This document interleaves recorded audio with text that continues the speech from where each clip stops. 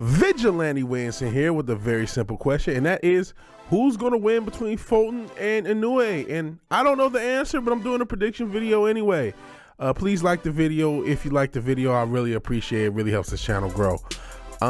So I have shied away from predictions and breakdowns because there's so many channels with so much more experience with boxing breakdowns and with boxing predictions, and they break down film.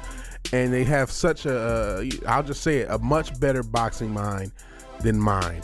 And I almost feel unworthy, but this is one of the biggest fight weeks in recent memory with the Fulton and Inoue fight, and of course Spence Crawford on Saturday. So it's like, I gotta get in on the action. So please take this prediction with a grain of salt. I am by no means an expert. I am just a casual dude, just like everybody else who watches boxing. So I did watch part of Figueroa Fulton fight, and I wanted to watch Fulton Leo. I felt like that fight would be more informational than the Figueroa fight because there was a lot of grappling. He doesn't really fight anything close to what Inoue is going to fight. And then I saw, of course, that Inoue Donier won, which was a classic fight. And I don't know who's going to win this fucking fight. There's a lot to consider, right?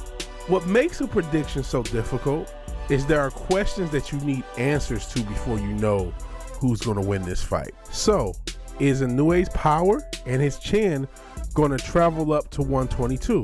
Is he still going to have that same amount of power? Is he still going to have the same amount of toughness? Glove gate aside, or glove gate 2 aside, or rap gate, whatever you want to call it, is that power going to be enough to keep Fulton off of him? Granted, Fulton is a very defensively minded fighter. Is he going to keep him in check with his power? Is he going to have the same amount of power? A lot of people who are predicting Inoue just are predicting stoppages. They're predicting stoppages, and it's like, well, what if he doesn't have the same amount of power? What if he doesn't have the same chin? He's not necessarily as defensively responsible as Fulton, even though Fulton can be hit. They both can be hit. But man, there was a stretch in that Donier fight where Donier was hitting him at will.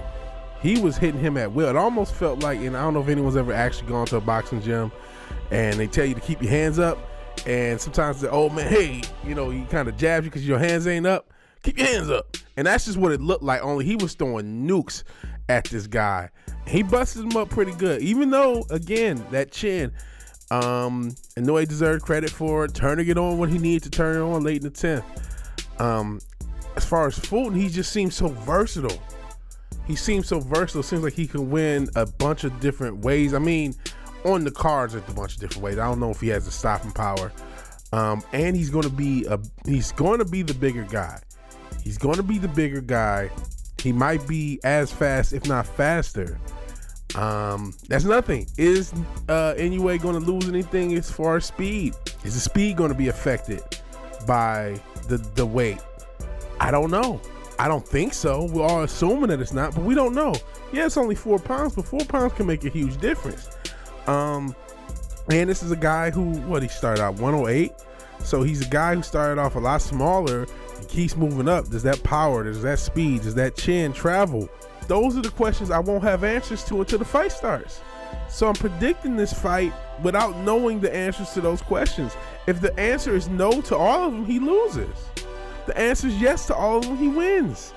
I know that sounds like an oversimplification, but I really believe if he can show that same amount of explosiveness and toughness, even with his defensive lapses, I think that's going to be too much for Fulton. I think they both are fighting the best fighter they ever fought. As much shit as Inoue has gotten for his resume, I think Donier might be the best fighter that either of them has fought, even if it is maybe the only tough guy that Inoue has fought. And that's all respect to Figueroa. But I think Donier might be the toughest fighter. That said, in watching that fight, there is that, man, if Donier was a little bit younger, maybe he wins. You can't help but think that. And Fulton is slick, man. He is slick, and he's going to be a lot harder to punch than a lot of guys that Inoue has fought. And what's going to happen there? And what's going to happen if he does try to put some muscle and put some bully behind it. That's another thing. How much tying up is the referee going to allow? These are questions I don't know the answer to until the fight starts. So that's what makes these predictions so hard. All that said, all the stuff that, and I'm sure another channel is going to break it down a lot better than this, so apologies. All this said,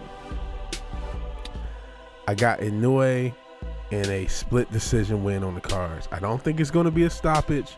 I know a lot of people think it's going to be a stoppage, but I do think the power is not going to quite translate to the same extent.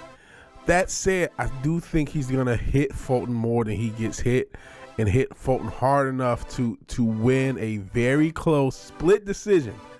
I think this is going to be a close 12-round fight, maybe a quote-unquote controversial decision, but I think it's going to be a close split decision. I find it hard to believe that Fulton is going to stop Inoue. He might. Nothing would shock me. Nothing would shock me with either of these fights, this or the Spence Crawford. Anything from a first-round knockout from either fighter to a controversial win by either fighter, nothing shocks me. But I find it kind of hard to think that Fulton is going to stop Inoue. And I also find it hard, even though the judges I don't think are from Japan or the US for that matter, I still find it hard for him to get a decision out in Japan. Like, maybe he can. I'm not saying he can't. I'm not saying it would shock me if he does. Again, the judges are supposedly neutral, but it just, he's going to have to do a lot. He's going to have to do a lot. I think I get it. Inoue has not fought a slick American black fighter, and that is going to be an adjustment. But I don't know if Fulton has ever fought a guy with this amount of explosiveness either, with this amount of power. So even though I'm critical of Inoue's defense, it's not like he lacks fundamentals in general. There are just times where they wane. There are times where his hands, just like I said, he doesn't keep his hands up enough. There are times where he doesn't slip shots. There are times where he does. And so as this fight goes on, I see Fulton picking up rounds, but I don't see him picking up enough. And I do see Inoue doing something similar late in the fight, turning it up and winning the rounds, the championship rounds that he needs, and picking up this title. But I would not be shocked if Fulton wins. I would not be shocked if Fulton is just too slick and just provides too many questions for Inoue to answer, and he actually, wins even a comfortable decision. It wouldn't shock me, even though I'm predicting Inoue to win a close split decision. It wouldn't shock me if it's a comfortable decision either way, a knockout either way, or a close decision either way. Nothing shocks me. But I'm going with Inoue. I wouldn't, again, what do you think? If you think Fulton, I understand. If you think Inoue by stoppage, I understand. And I don't think that's quite going to happen. But what do you guys think? Who do you got? Instead of just listening to me, who do you think is going to win the fight? You're the expert. If you like the video, please like the video. If you're so obliged to share and subscribe, please do that. And even if you do none of these things, thank you for watching. Thank you for your time. Good night and God bless. I'll talk to you guys later. Peace.